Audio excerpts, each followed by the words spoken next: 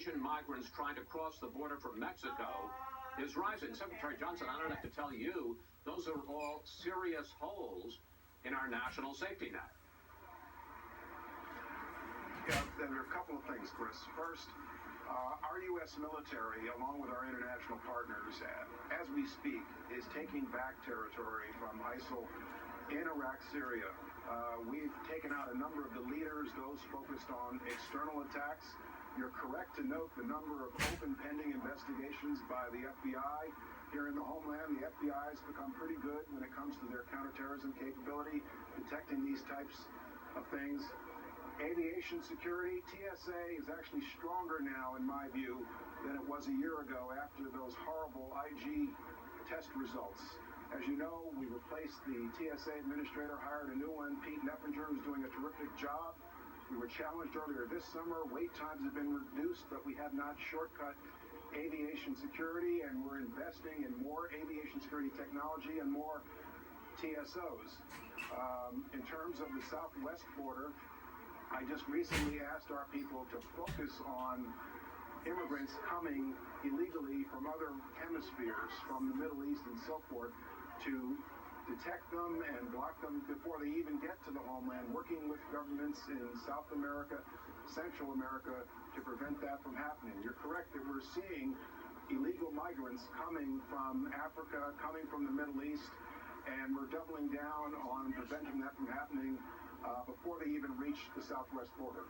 So bottom line, is the threat we face now worse or less serious than during 9/11? Because the chairman of the 9/11 Commission, Tom Keene and Lee Hamilton, say they think it's worse. We're stronger when it comes to preventing against a 9/11 style attack. We very plainly have a serious threat environment when it comes to the lone wolf actor, those who self-radicalize. That's a relatively new phenomenon that we've got to protect against. The public can play a role building bridges to communities where terrorists are trying to recruit from within. It's a new environment, and there are a lot of people working really hard to protect against it, but it's still here, and it's probably going to be with us for a while, Chris. I want to turn to another threat that we appear to face, and that is Russian hacking into our political system. Democratic Party files, election databases in at least 2 states, Arizona and Illinois. Do you believe that the Russians are trying to undermine confidence in our democratic processes? And what is the possibility that they could actually disrupt the vote count in November? First, there's an open investigation into the DNC hack, into various intrusions that we've seen into state election systems. It would be pretty hard to, Chris, alter a ballot count, alter how we tabulate votes in this country, in part because the system is so decentralized. There's some 9,000 jurisdictions involved in the election process. But I've been sending the message to state and local election officials that my department, our cybersecurity experts, are in a position to help them further secure their presence on the internet where it exists. We're in the midst of having that conversation literally right now. And so we're going to keep at that between now and November 8th and beyond. Mr. Secretary, does it bother you when you hear a major American political figure say that Vladimir Putin is more of a leader than President Obama? Well, Chris, I don't comment on what the political candidates say this election season. I think we have to be extremely careful, however, in what we say about foreign leaders. Republicans and Democrats on both sides of the aisle have a lot of concerns about what Vladimir Putin is up to, and so I think we need to be careful in our rhetoric, and that's a nonpartisan, bipartisan statement, Chris.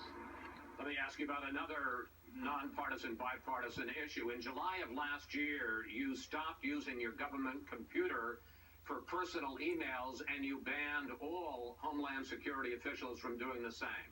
Question, why? Well, accessing your personal email online on a desktop at work is not a cybersecurity best practice. And so Homeland Security. Certainly in the leadership of Homeland Security, we've got to set the example. We've got to be a model in terms of best practices. Do you know if your material you receive is classified, whether or not it's marked, whether or not there's a header? Do you know simply from the content? And do you feel an obligation to protect classified material regardless of the marking? Well, I certainly feel an obligation to protect classified material regardless of the marking. From my Department of Defense days, I think I can recognize it. In fact, very often when I'm in a skiff talking with my people, I question whether something has been correctly classified based upon what I'm reading, based upon the substance of what I'm reading. But classified material should be on a wholly separate system, separate and apart from the unclassified daily email traffic that we see on our official networks. Finally, sir, you were a lawyer working in New York City on 9/11, and in fact, it turns out that this is your birthday. I wonder, what is your central memory from that terrible day, and how does it shape the way you approach your job as the Secretary of Homeland Security? Well, thanks for asking.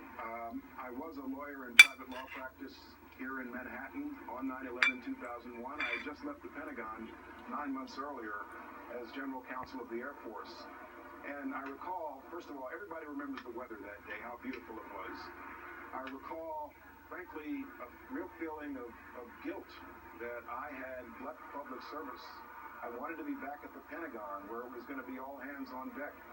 And I remember coming down to the street in Manhattan looking for a hospital where I could donate blood. But given the nature of the tragedy, the blood banks were full and nothing was needed. You were either dead or you had escaped. And Chris, I've dedicated myself over the last nearly 8 years now in defense, in Homeland Security, to addressing the Homeland Security threat, making us safer, and improving our national security. Thanks for asking. Mr. Secretary, thank you for talking with us what I know is, for all of us, a very difficult day. Thank you, sir. Thank you, sir.